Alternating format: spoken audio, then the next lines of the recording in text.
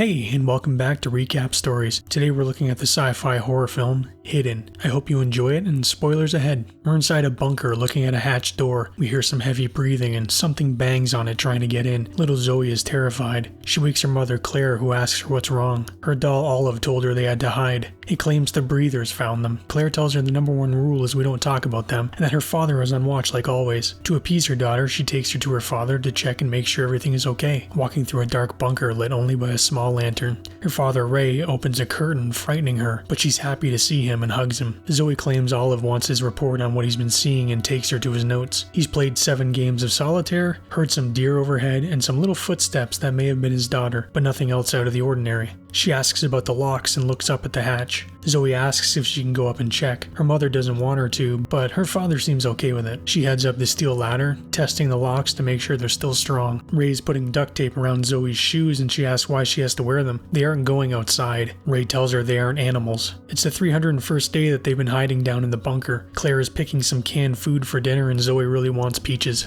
Claire tells her they had peaches yesterday and should have beans. Her father arrives and Zoe asks him what they should have, implying she wants the peaches. He smiles and says peaches sound great to me. Mom seems to be stuck playing the bad guy in this scenario, unfortunately. Ray uses the old hand crank water pump, but it appears to be stuck. It really looks rusted and old inside. He puts his hand in trying to dislodge whatever it's stuck on. The pump is working again and Zoe yells that the peaches are gone. Her mother says that's not funny, but the young girl is serious. Something or someone has punctured a hole in the can and taken the peaches. They discover 12 cans of peaches or 2 weeks of rations have all been compromised in the same fashion. Ray says it's a rat, probably came in through the hatch. Claire points out the door isn't the only way in, as we see a grate half off its bolts. The breathers are far too big to get in there though, so they still think it's a rat. They have to find whatever it is before any more food goes missing. They're gonna have to cut down on food until they find it. Little Zoe really hates the beans. She says she has nothing down here, but her father takes offense, saying she has everything. She has them. They were lucky to find this shelter, and Ray tells her that they could be the only ones left alive, and every day they're down there is like a miracle.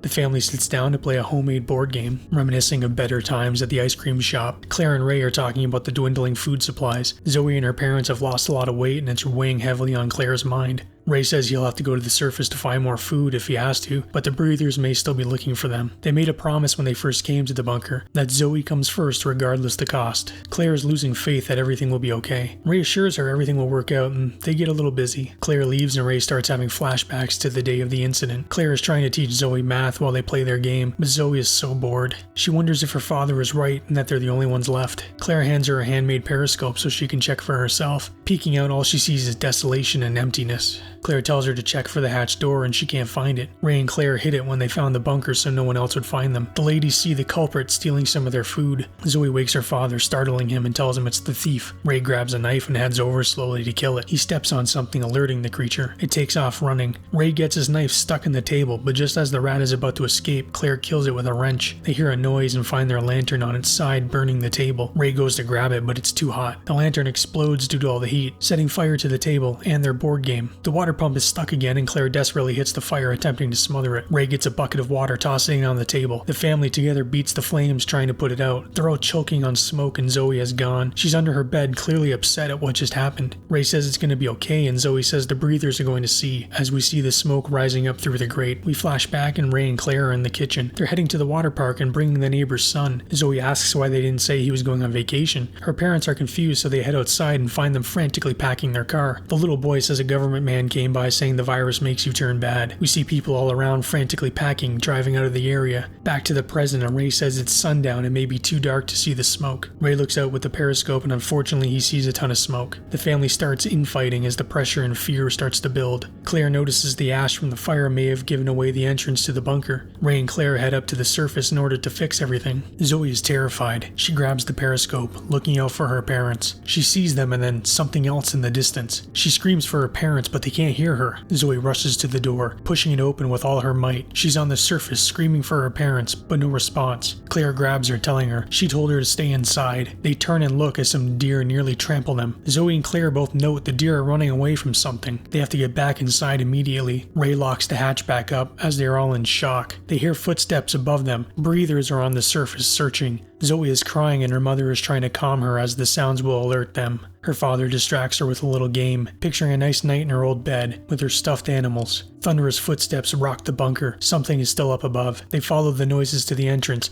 but the breather moves on. The family looks as the cord on Olive, Zoe's talking doll, is pulled. It goes off, malfunctioning and making a lot of noise. Ray destroys the voice box and Zoe is in shambles. Something is at the hatch and it wants in. Pulling the locks away, Ray runs to grab something to brace it with. Claire heads up the ladder as Ray tries to pull a pipe from the old rusted water fountain. The hatch is pulled up along with Claire and we see two eyes. Ray grabs the pipe, hitting the creature. They manage to close the door and bar it with the pipe. The family, clearly exhausted, looks up as the breather is still above and clearly up to something. The entire bunker starts shaking. More of these creatures are coming to help get our survivors. We flash back to that fateful day. They're driving and see a car heading towards them. It honks its horn and Ray and Claire look concerned. More cars follow. They come to a blockade. A military quarantine has been set up until the CDC gives them the okay. A rock lands on their car and the family looks up. Back at the president, Ray is looking up at the shaking ceiling. Zoe tells her parents they're here. We hear ferocious growls and screams. They're trying to open the hatch again. It's opened and we see a bunch of eyes looking down. They run as these things are piling into the bunker. Claire throws a lantern, lighting the curtain ablaze, giving them some time. They throw some racking in the way, but that won't last long. Zoe points out the grate is open. They can leave that way. Ray boosts up Claire first. She looks and sees no breathers. Ray hoists up Zoe next. Claire is trying to pull Ray, but he's far too large. Ray dislocates one of his shoulders and Claire pulls with all her might. He's almost out, but the breathers grab him. He tells Claire, remember, Zoe comes first and is dragged back into the bunker. The breathers murder him and Zoe and Claire are in complete panic. Claire tries to comfort her daughter, but the breathers are after them. They head into the woods and fall down a steep hill. They arrive at the quarantine blockade. A helicopter flies above them and they run. A net is fired at them, pinning them to the ground. The breathers are slowly making their way to the mother and daughter. We see they're actually US military. One of the men says test them and inject them with a syringe. We're back in the flashback and our family sees military jets fly overhead. The jets drop bombs, destroying their entire town, killing anyone left behind. Claire tells them to head to the elementary school because she knows there's a fallout shelter there. They find the shelter and get inside before the jets above them can bomb them. They're checking out the bunker and Zoe, visibly shaken, asks her father how long they have to stay there, but he doesn't know. He says it was a mistake. Claire says it wasn't a mistake. The virus must have gone airborne as she shows her family her infected cut. Claire asks the military to let her daughter go. They tell her if they cooperate with the questions they might. The man notices Zoe's shirt says her name on it. He says, I have a daughter named Zoe. What a shame. The men raise their rifles and he says on his order. Claire lets the anger take over her and she turns into a breather. We see a splatter of blood on Zoe's face. Blood gushes from one of the soldiers. Ray, now fully transformed into a breather, killed the soldier. The soldiers fire but Ray starts attacking and killing them. Ray is finally shot down but Claire and Zoe escape.